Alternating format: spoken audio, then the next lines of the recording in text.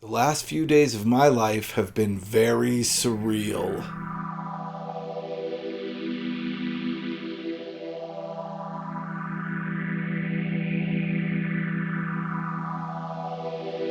Hello fellow lovers of the liminal and weird, and welcome to another video by Liminal Spaces. Today we're going to talk about a few short stories by an incredibly strange and unique science fiction writer, R.A. Lafferty. And I want to tell a little bit of the story about how this video came about. I finished up the Jack Vance video the other day and realized that I didn't have enough material with Jack Vance to make a review and deep read. I put the review and the deep read together on that one. And I'm doing the last of the Earthsea novels next week. So I had one video this week that I had to figure out what I was going to do, which is something that any YouTube content creator is familiar with. Kind of going through the bookshelves going, what should I read about? And while I was looking around, I remembered a video that Virgil over at Literally Books had posted. And this was right when he posted this. I watched this and was immediately very taken with his review of R.A. Lafferty's book Past Masters, or Past Master, which was Lafferty's first novel. And I remember at the time watching it thinking, oh my gosh, this guy is super weird, very up my alley. I can't wait to see what I can find of his to read. And I'll put the link to Virgil's video down in the description. It's a great video, totally worth a watch. But he was talking about, Virgil was talking about R.A. Lafferty, Lafferty's book Past Master, and was talking about people going back in time, and the trip was so crazy, and they would change genders during the trip. And the more he talked about, the weirder and weirder this story became. And I was like, this is a wild writer. So I started looking on my shelves to see what Lafferty I had, because I know the name R.A. Lafferty. I've heard it over and over again in my kind of science fiction wanderings. But I was quickly found out I don't have any Lafferty on my shelf. There is no R.A. Lafferty on my shelf, and that kind of made me sad.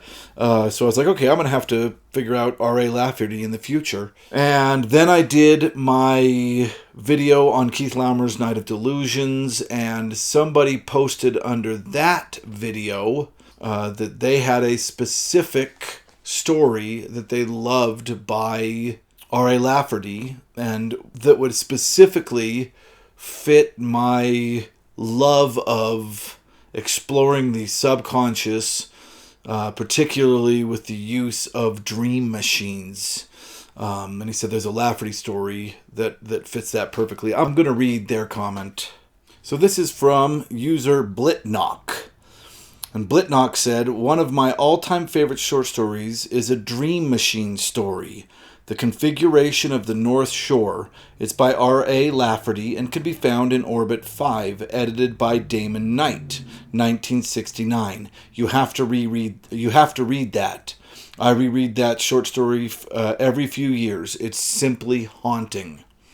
So that was super exciting because, of course, I'm always looking for that specific type of story. So I was like, Orbit 5, I think I have a copy of that. It's a anthology edited by Damon Knight. I looked for it in my anthologies, which are all above me, and I didn't have it. So then I just started looking through my anthologies and found that I had a ton of R.A. Lafferty anthologized in my anthology collections.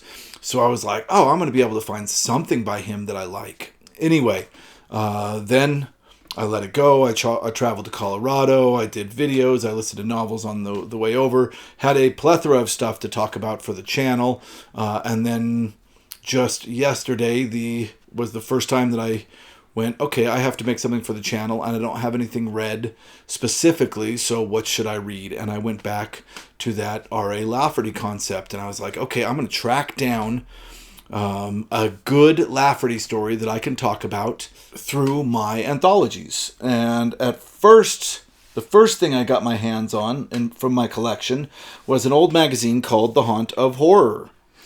This is from June 1973, and the really cool thing about this is it features the first half of the novel Conjure Wife by Fritz Leiber. By Fritz Leiber. And I have another copy of The Conjure Wife over here, but I do plan on doing that eventually for the channel, so I'll probably get the second magazine in this run in order to have the entire Conjure Wife in magazine form. Anyway, I saw on the cover R.A. Lafferty, and I was like, there it is. I'm going to read this story, and this is going to be awesome to talk about for the channel, because once again, I had in mind Virgil's insane video of the Past Master novel. Go watch it. It's just talking about just watching Virgil talk about how weird it is hard to talk about in yet another layer of people talking about how weird it is. So anyway, I decided to read the story that was in this magazine, which is called Ghost in the Corn Crib. So I jumped to page 110 to check out Ghost in the Corn Crib. And I was like, okay, it's going to be kind of a ghost story, a horror story. This is kind of a horror magazine. So Lafferty probably shopped specifically horror to it. And I was shocked because it was not what I expected. And of course, I was just judging from Virgil's book review of Past Master. It was not what I was expecting. It was a horror story, but it was a horror story that included the type of language that I associate with tall tales from, American tall tales, really. Reading this story reminded me of growing up in small town Utah. It reminded me of Alan Schwartz and Scary Stories to Tell in the Dark.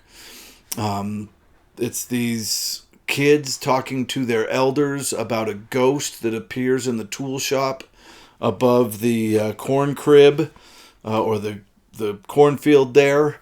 And the stories that the adults are telling them about the ghost all seem to point to something else. For instance, at one point they say, yeah, there was a man that stayed there that was going to sharpen all the knives, so he went to sleep in the tool shed above the cornfield, and while he was sleeping, he was woken by the ghost at midnight, and he disappeared with all the tools and all the knives of the household.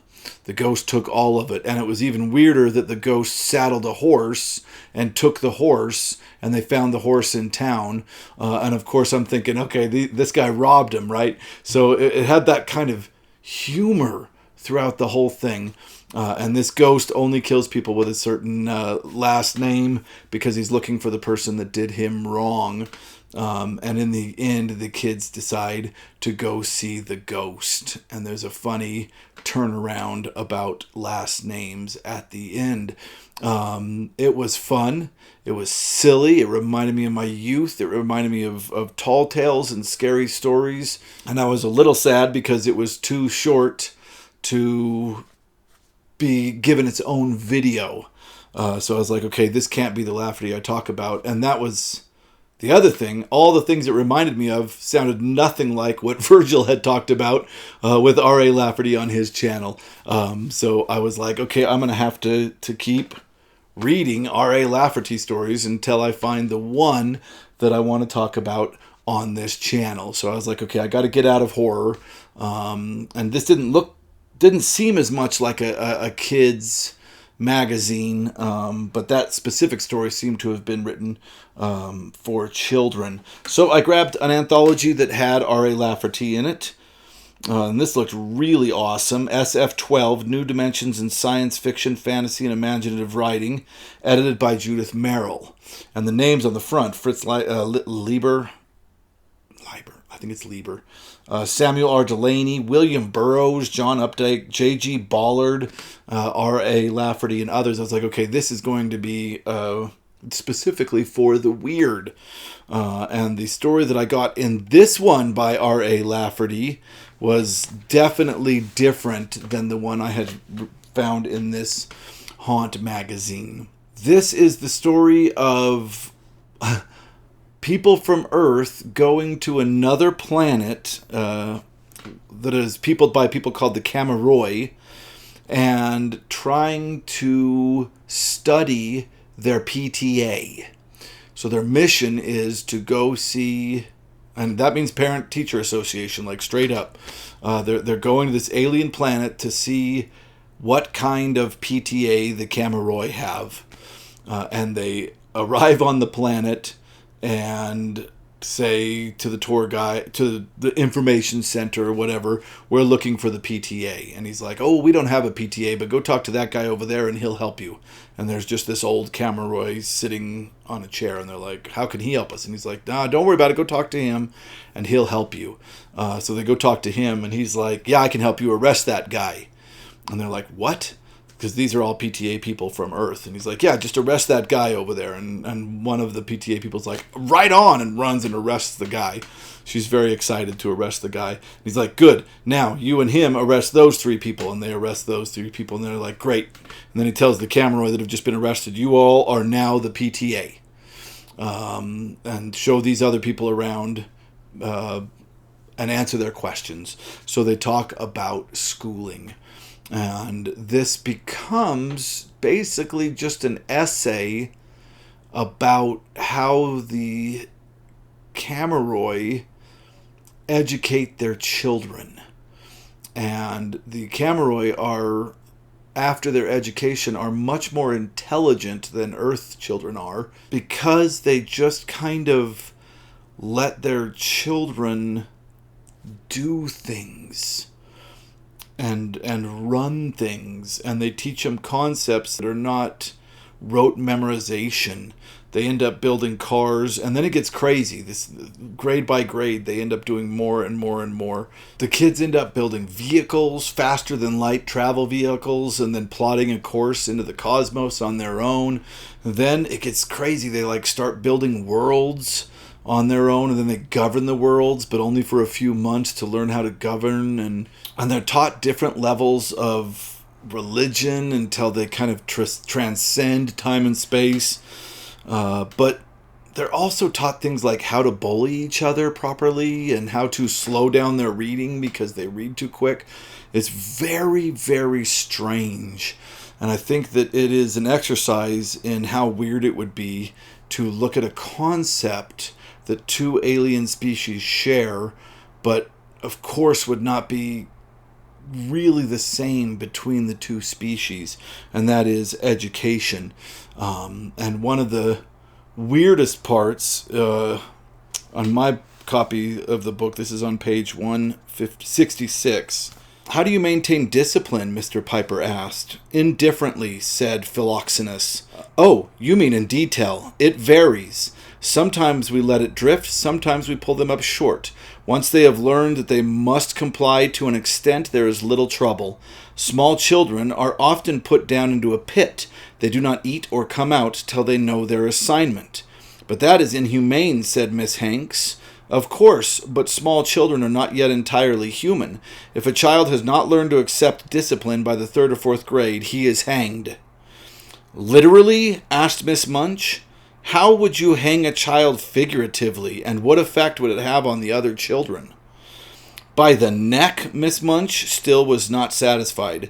By the neck until they are dead, and the other children always accept the example gracefully and do better. Hanging isn't employed often. Scarcely 1 child in 100 is hanged. This kind of insane humor runs throughout a lot of Lafferty's work, and it's something that I didn't expect. And this kind of harkens back to this earlier piece in the conversation between stories, if there is one here, in the sense that it reads like the way old folks used to tell stories.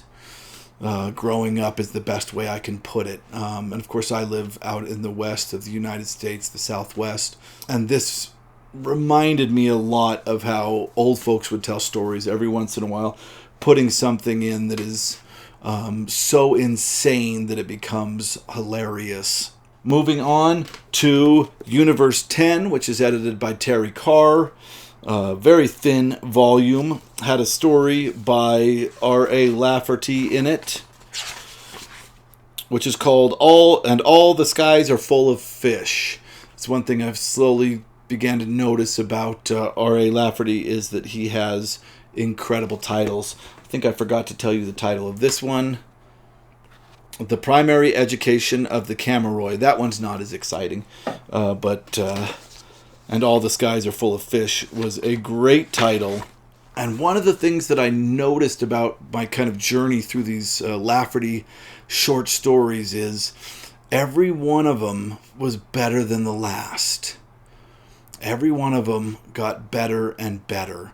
So this is the story of children forming into little gangs and how they relate to the adults around them. There are supernatural powers in this, but they are explained in the weirdest way. So one gang of children are able to do what they call, I think it's a willow dance, and they're able to bring rain from the sky. So they can make it rain like right over a fountain, and they bring these very pure rains. And the town is very obsessed with this little gang of children that can bring such pure rains. But there's another gang that is rougher around the edges, a little bit wilder, and they're not a big fan of the gang that dances and brings rain. And they, it's slowly revealed, can do other stuff. Like there's a girl in that gang that every time she walks by somebody with glasses, she'll say, "Excuse me, mister, your glasses are cracked." And then a crack appears in their glasses. So everywhere she goes, she's constantly breaking people's glasses with her mind. But maybe she isn't. Maybe they just happened to be cracked before. And the kid in this gang, the main kid, whose name is Ostro, he has a dog that's the biggest dog in the world, like Clifford big. And he makes this big dog of his part of the gang. And he's able to pull down things from the sky from different eras of time. So like old fossilized creatures and plants, he's able to make rain down from the sky. But it seems like the parents or the adults in the town can't really quite see it. And I'm going to spoil this one from here on out. So there's this big event where the kids are going to make it rain for the adults, and they all go and watch. And the kind of more rough around the edges gang who we're following decide to have a fish fry. And the way they do this is they have fish and other things fall from the sky. But there's a moment where the girl who's super good at cracking glasses cracks something different amongst all the people.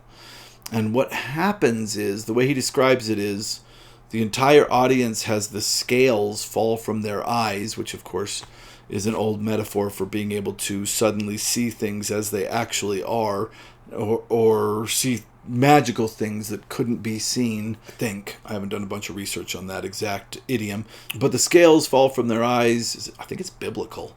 And they see the truth of what's in front of them, and suddenly they can see the fish coming from the sky, and the truth of the kind of magical powers of these kids. I don't know what the overall statement is, and that's something that I've really noticed with Lafferty, is a large chunk of almost every one of the stories I read by him had no point and were absolutely incredible.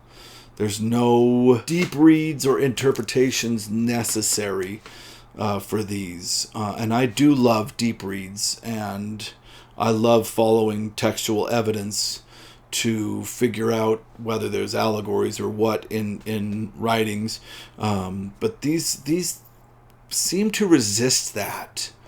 I mean, we could sit down and say there's textual evidence for talking about the imagination of children and what it means to grow up and lose that imagination, and what would it mean if suddenly the kids could force that imagination back on us. I like that the more that I say it. But that didn't come to me at the time. I'd have to reread it and see if that textual evidence is in there. Because at the time, it was just a crazy story about how some people control weather. And he even goes to this whole thing where he talks about rural places have rougher weather than city places, because city places have more people hoping and wishing and praying for calm weather, whereas rural people hope and pray for rain for their crops, and there's not as many people there, so they can't control the weather as well, right? It brings up this whole concept of, do we, in a weird way, control the weather with all of our thinking about it? Very strange, very enjoyable. But after that, and I could have been easily okay stopping here and saying, okay, I'm going to talk about that story by A.R. Lafferty. But the truth was, this video was starting to come into mind, the idea of tracing this reading journey. And I wanted to keep going because I hadn't found the one yet that I felt like was just as weird and fun as the one that Virgil had talked about over at Literally Books. So I was like, okay, I gotta keep reading until I find that one that will be, this is going to sound weird, but is going to be the channel's R.A. Lafferty story, right? Which R.A. Lafferty story best fits this channel? And I know that's a weird thing to say, but I think all these channels have personalities, right? Because of what we like to read, and I feel like most of the watchers of this channel understand what I'm going to love. And I'll get to that in a minute when I am finished with this one, because this one was super weird. This is Brian Aldiss's Galactic Empires Volume 1, an anthology by Brian Aldiss. Brian Aldiss is a British writer. I think he's part of the New Wave, is where they usually put him. And he wrote the short story that the movie AI, Stanley Kubrick's AI, or I guess it isn't Stanley Kubrick's, it's, oh my God, the other guy, the big guy. Oh, my brother's going to be mad at me. Spielberg and Sondheim's AI. Anyway, he had an R.A. Lafferty story in this, and I think it's the first story in the anthology. Yeah. And I feel like with this one, I finally found a weird Lafferty. Really, really weird Lafferty. And I am a lover of myth, folk, and fairy tale. I think I've talked about that before. And because of that, this story was kind of right up my alley. And it's about the creation of the universe, and an angel, I didn't figure out I was an angel till the end of the story, is standing there, and the void separates while he's standing there and time begins. But he accidentally stutters time so that it has a hiccup before it begins, and he gets in big trouble. And Michael, who I now assume is the Archangel Michael. So this kind of bumbling angel that accidentally made time hiccup when it began is standing there, and Michael's walking off, and somebody else is walking off the other way. And it falls on Michael to punish this kind of bumbling angel. I forgot the angel's name. So he jumps forward in time to LA and is reading an article, and it is the article that says if you put a certain amount of monkeys in a room for unlimited time and let them bang away on typewriters, they would eventually write the complete works of Shakespeare, right? So he decides this is going to be the punishment of this angel. And he gets the monkeys, and he decides what version of Shakespeare they have to write. And the angel says, "Can I have a clock?" And he says, "Yes." And he makes this huge stone, and I mean huge. And Michael says, "Every 1,000 years, a bird will come and sharpen its beak a little bit on this stone." And when this stone is gone, when the bird has worked its way completely through this stone, then you will maybe be done with this task. And it is just the very insane story of the universe expanding and then sucking back into itself and recreating over and over and over again as this angel sits with all these monkeys, trying to come up with the complete works of Shakespeare. And it is very frustrating and an incredible read. I highly recommend this story. This was probably one of my favorites from the 5 that I have read by Lafferty. And I was very happy this morning when I read this one and thought, okay, that can be the story that is Lafferty for this channel. And I was going to let it go. And then I thought again about Blitnock's comment, and that there was a Lafferty piece about a dream machine. And the reason that I didn't just do this to begin with, which was look up the story on the internet, was because it's important to me that I always have physical copies of the books that we talk about on this channel. I don't know why that's important to me. It's stupid, but it is. In this one case, I thought, man, I might be ignoring the obvious ultimate choice for Lafferty for this channel. I have to read this story. So I went and I ordered Orbit 5, I think it was, off eBay. And I'll show it to you when it gets here so that I knew I had a copy coming. And then I looked up the story that he recommended on the internet and read a PDF copy of it. And the story is called The Configuration of the North Shore. The Configuration of the North Shore. And it was absolutely incredible. First off, thank you, Blitnock, for suggesting that. You're absolutely right. It fits in perfectly with the dream machine. How does the unconscious affect the conscience? Stuff that this channel, at least my portion of it, is so obsessed with. You were spot on in that recommendation. It was so good. It is, in my opinion, one of the best short stories I have ever read.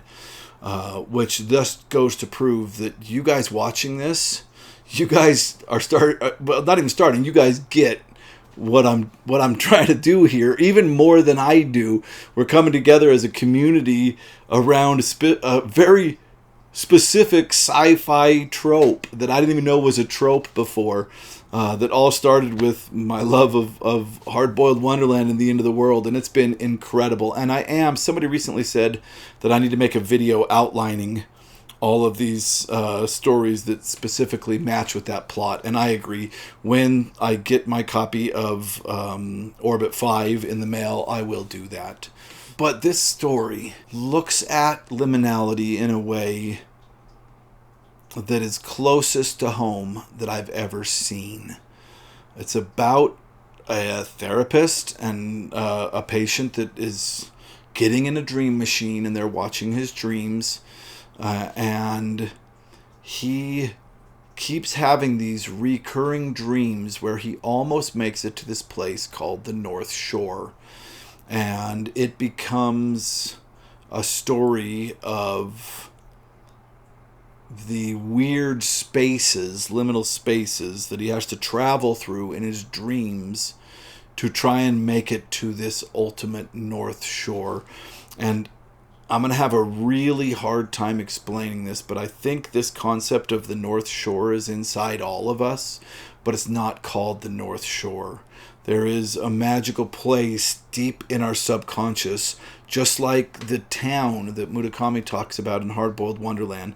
There's this place that is just ours. Yeah, it's so hard to find. It's impossible to get to. Even in our dreams, we're continuously almost there.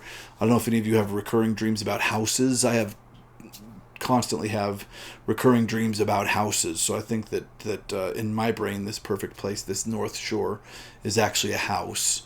with many, many, many rooms and hallways, cavernous hallways.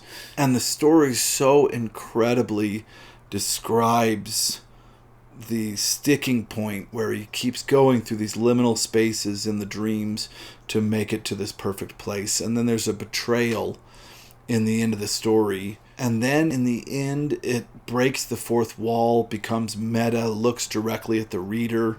You guys, this is an incredible story. I highly suggest you guys find a copy of Orbit 5.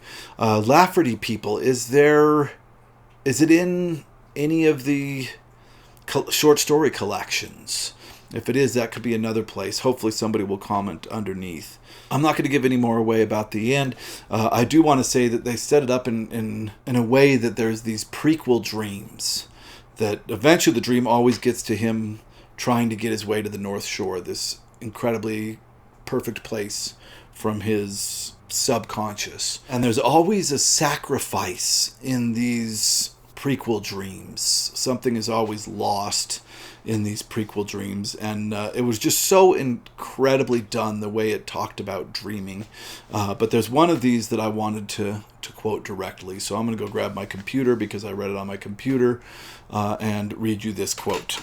So in this quote, in this dream, this prequel to finding the North Shore that happens every time before they try to find the North Shore, he's dreaming of being in the boat with a girl named Ginger. And this part really I enjoyed. They crossed the Mississippi and were in a world that smelled of wet sweet clover and very young catfish. The boy threw away the paddle and kissed Ginger.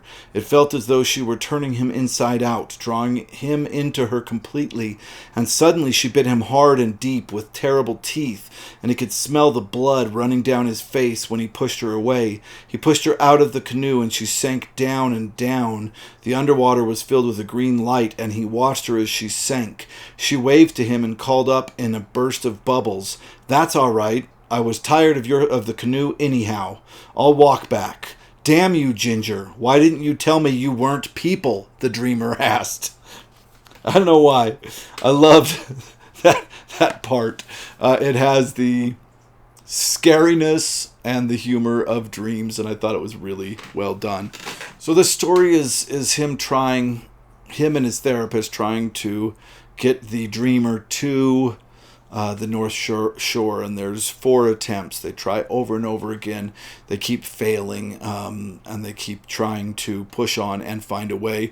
And I'm so glad that I chose to read this story, even though it was on the computer, because in a way it mirrored my journey over the last 4 days, trying to figure out what R.A. Lafferty story I wanted to read.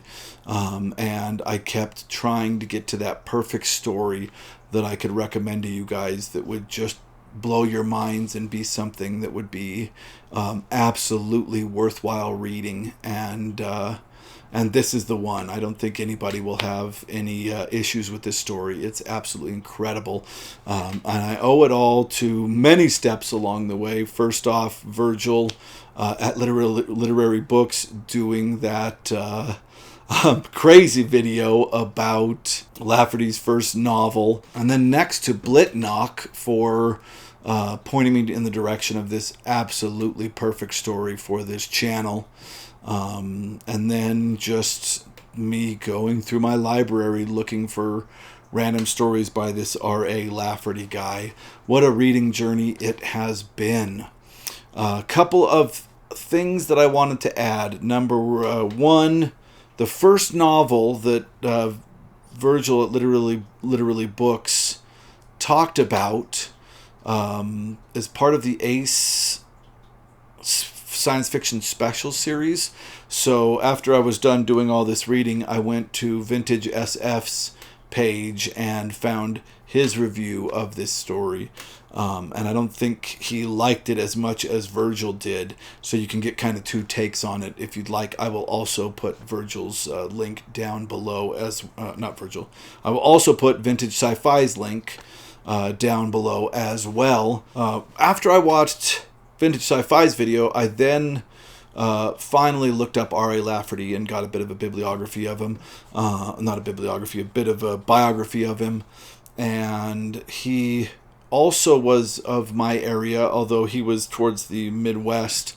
He's lived most of his life in Tulsa, Oklahoma. But it is interesting, the first time he was published, so he was in World War II, and after World War II, about a decade passed, and he decided, I want to write. So he started writing later in his life, and his first publication was in the New Mexico Review, I believe, which is, I sell copies of the New Mexico Review. Now I'm going to have to be careful to find the 1959 issue that would have his first story called The Wagon in it. But he had strokes, first one and then another, that stopped him from writing, and I was sad to hear that. And it's weird because it kind of connects with Keith Laumer. Also had a stroke which changed apparently his entire personality and his writing. So there wasn't anything that really stuck out to me in Lafferty's life. He seems like an interesting person. What I did come across is that he also loved folk tales and tall tales.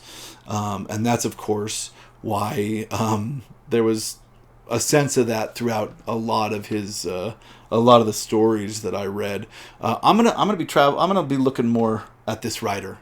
He seems really fun, and I think I'll be reading a lot more of him. I'm going to try to get some of his short story collections, and I wanted to end with one last YouTube channel recommendation, and this is Daniel Otto Jack Peterson, and he does a series on his YouTube channel called The Hole on the Corner, and it is incredible, thorough look at R.A. Lafferty's bibliography.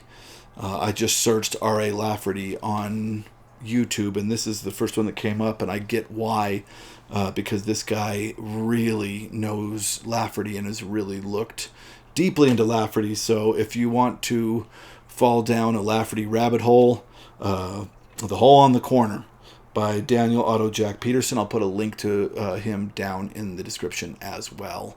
So that was my Lafferty journey. Thank you for sticking with me through all of it. I really, really enjoyed it. The last 2 days have been strange and really, really fun. If you watched this video to the end, thank you very much. If you liked it, please click like. If you like this kind of content, please click subscribe. We'll be making a lot more of it in the future. And thank you very much for watching.